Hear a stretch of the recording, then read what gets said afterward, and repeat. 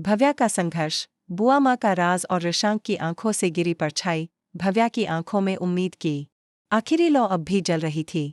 वह जानती थी कि अगर इस बार रिशांक ने उसका साथ नहीं दिया तो उसके जीवन की सारी लड़ाइयों का अंत हो जाएगा।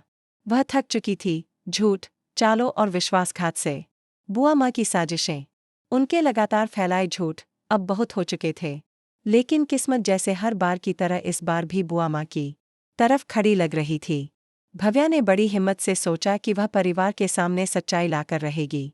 उसने सीसीटीवी फुटेज दिखाने की कोशिश की जिसमें बुआ माँ की सच्चाई कैद थी। लेकिन जैसे ही वह फुटेज पेश करने वाली थी, उससे पहले ही उसे मिटा दिया गया। उसका एकमात्र सबूत खत्म हो चुका था। रिशांक, जो पहले भी कई बार भव्या की बातों को नज़रअंदाज करता आया था, इस बार भी वही करता है। उसने तीखे लहजे में कहा, तुम्हें हर बार खुद को साबित करने की जरूरत क्यों पड़ती है, भव्या? क्यों हर बार सबूत तुम्हारे ही खिलाफ जाते हैं? भव्या की आंखों में आंसू थे, पर वह हार मानने वालों में से नहीं थी।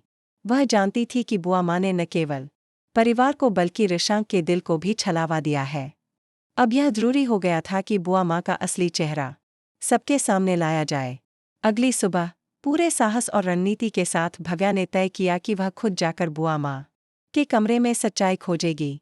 रात के अंधेरे में जब पूरा घर गहरी नींद में डूबा हुआ था, भव्या चुपचाप बुआ माँ के कमरे में दाखिल होती है।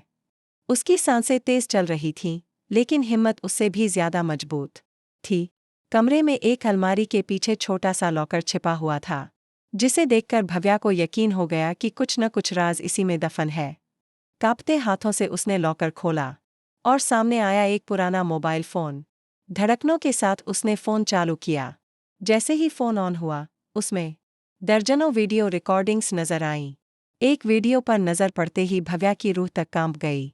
उस वीडियो में बुआ माँ किसी से बात कर रही थीं। आवाज साफ थी, अब ऋषभ को भी खत्म करना पड़ेगा।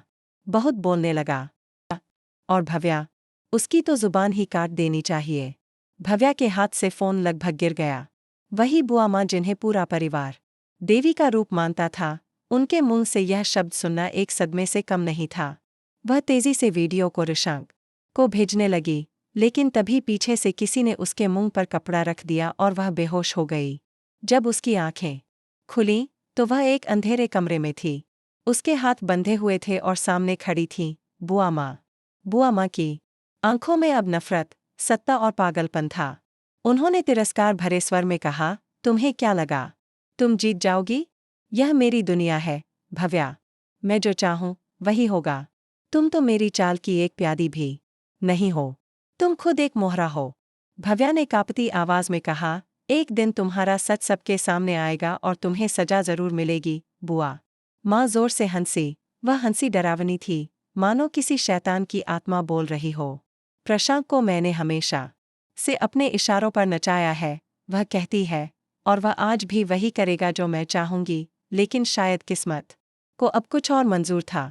उसी कमरे की खिड़की के बाहर खड़ा था रिशांक। वह सब कुछ सुन चुका था। उसके चेहरे पर आंसू थे, लेकिन इस बार ये आंसू दर्द के नहीं, गुस्से के थे। वह गुस्से से दरवाज़ा तोड़ते हुए अंदर आया और चिल्लाया, बस बहुत हो गया बुआ जी। बुआ माँ के चेहरे से हवाइयाँ उड़ने लगीं। वह कांपती आवाज में बोली, रिशांक बेटा, यह लड़की झूठ बोल रही है। नहीं, रिशांक चिल्लाया, अब कुछ मत कहना।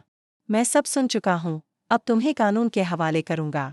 बुआ माँ ने हार मानने से इनकार कर दिया। उसने अचानक भव्या के गले पर चाकू रख दिया।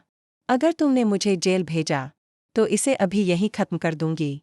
रिशांक डर गया, उसके हाथ कांपने लगे।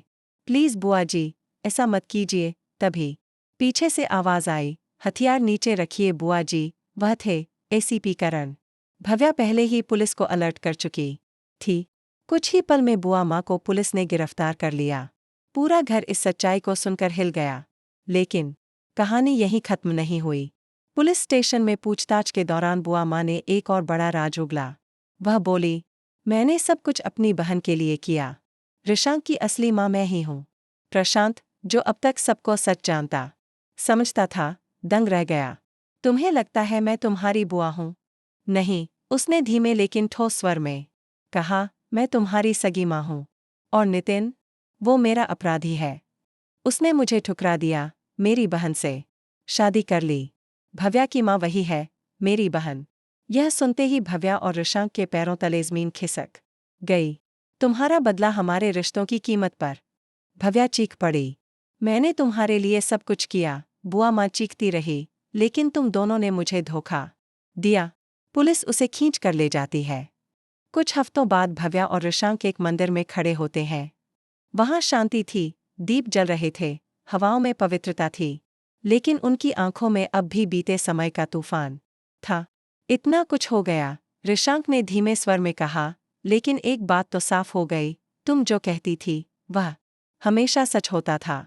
भव्या ने उसकी तरफ देखा और कहा, और तुम्हें उस सच को देखने में बहुत देर लगी। शायद यही हमारी कहानी थी, ऋषांक बोला। तो क्या अब हमारी कहानी खत्म हो गई? भव्या मुस्कुराई। नहीं, अब असली शुरुआत है, क्योंकि अब हमारे बीच कोई झूठ नहीं बचा है। लेकिन मंदिर के बाहर एक रहस्यमयी व्यक्ति काले कपड़ों में उनकी तस्वीरें ले रहा था। उसके हाथ में एक पुरानी डायरी थी, जिसमें लिखा था, जो अधूरा रह गया अब वही पूरा होगा। कहानी अभी खत्म नहीं हुई। यह तो एक नए तूफान की दस्तक थी।